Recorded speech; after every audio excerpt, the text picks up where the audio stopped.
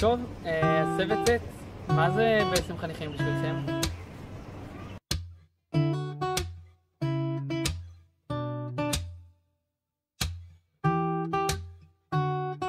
חניכים בשבילי הם קבוצה של אנשים שאנחנו בוחרים ביחד למרוד במציאות.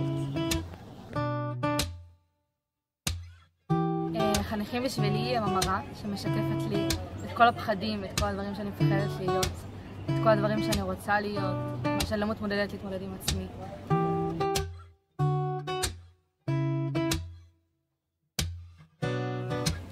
חניכים בשבילי זה דעה, זה דיון, זה הקשבה. זהו.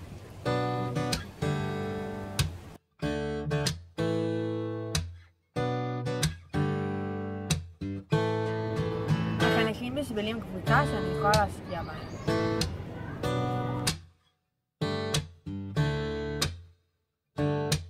החניכים בשבילי זה הזמן הזה ביום שאני מפסיק לחשוב על עצמי ונטו מתנדב מכל הלב. החניכים בשבילי זה הזדמנות להתאהב כל פעם מחדש.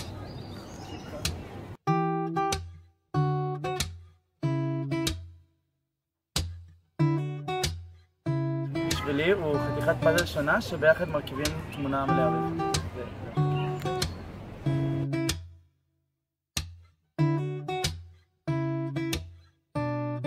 תקשיבו. תקשיבו. תקשיבו. תקשיבו. אחרי כל השנה שבה הדרכנו אתכם, זה התור שלכם. תגשימו. תאהבו. תשאירו חותם. תדריכו. תודה על ההגנה ולשלום, עלו והדריכו, באהבה מהמדריכים של המדריכים.